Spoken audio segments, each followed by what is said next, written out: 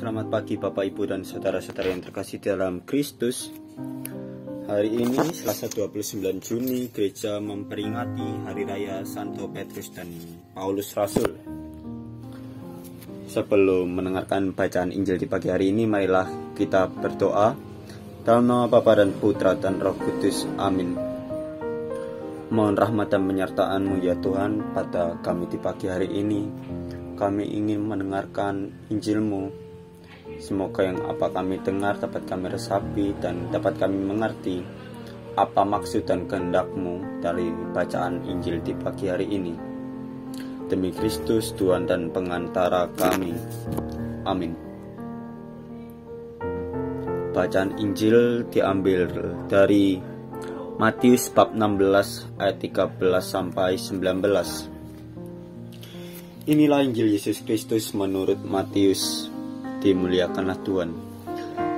Sekali peristiwa, Yesus tiba di daerah Kaisarea Filipi. Ia bertanya kepada murid-muridnya, "Kata orang, siapakah anak manusia itu?" Jawab mereka, "Ada yang mengatakan Yohanes Pembaptis, ada juga yang mengatakan Elia, dan ada pula yang mengatakan Yeremia atau salah seorang dari para nabi."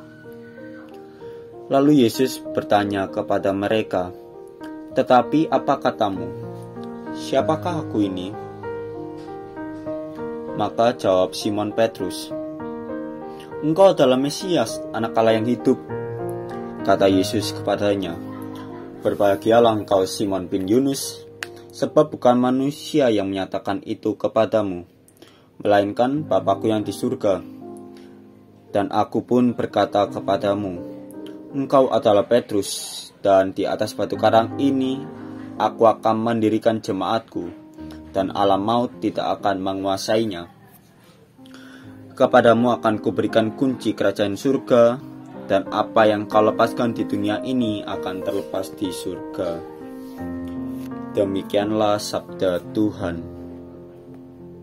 Terpujilah Kristus.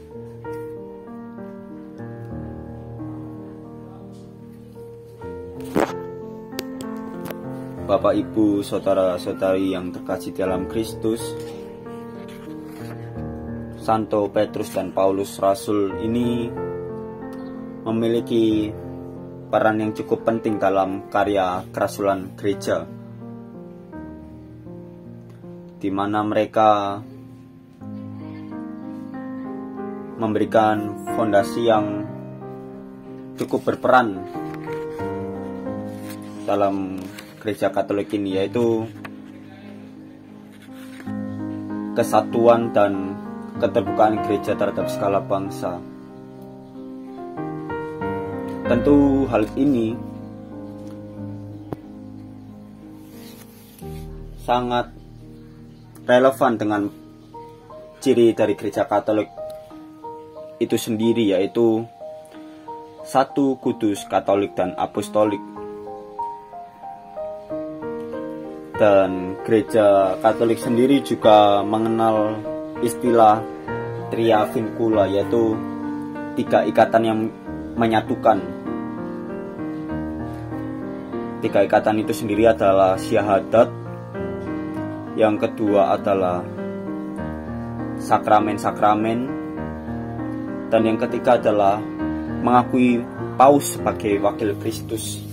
Tentu dalam bacaan Injil itu sendiri, dalam Injil hari ini, Yesus memberikan mandat kepada Petrus bahwa ia akan menjadi wakilnya di dalam dunia ini. Dan tentunya dalam hal itu sendiri, Yesus telah mendirikan gerejanya, Yesus telah mendirikan hierarkinya. Dan di dalam Gereja Persekutuan Allah yang terbuka itu sendiri, peran antara hierarki dan kaum beriman tentunya harus saling bekerja sama untuk membangun perkembangan gereja. Sama dengan Santo Petrus dan Paulus Rasul, mereka bekerja sama untuk perkembangan gereja dengan caranya sendiri-sendiri. Santo Paulus yang mewartakan kabar gembira kepada masyarakat Yunani, Petrus yang mewartakan kabar gembira kepada bangsa Yahudi. Mereka saling bekerja sama, dan dalam pewartaan itu dapat kita lihat bahwa gereja itu tidak hanya milik orang Yahudi saja. Gereja itu tidak hanya milik satu suku saja. Gereja itu milik semua orang, dan semua orang dapat menerima kabar gembira itu sendiri. Karena Kristus menginginkan segala bangsa dijadikan muridnya, dan Kristus menginginkan pembaptisan di antara segala bangsa itu sendiri.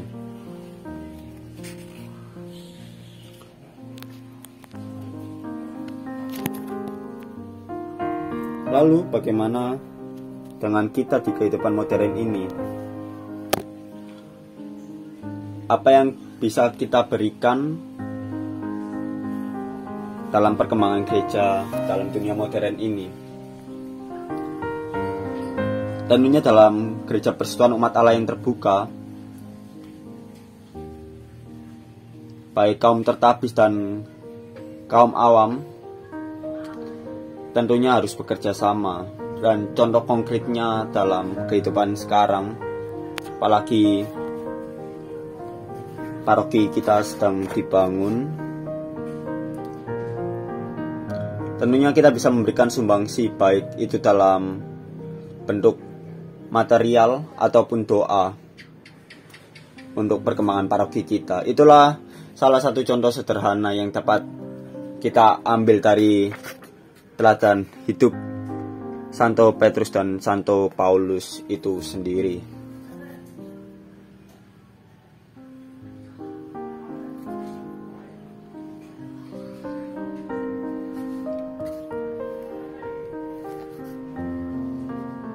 Marilah kita berdoa.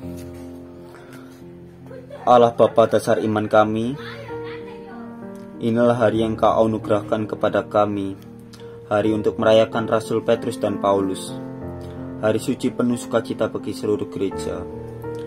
Kami mohon, semoga kami senantiasa patut setia menaati ajaran para rasul dan memiliki semangat kerukunan mereka, sebab mereka lah yang pertama-tama menegakkan gerejamu. Demi Kristus Tuhan kami. Amin. Dalam nama Bapa dan Putra dan Roh Kudus. Amin.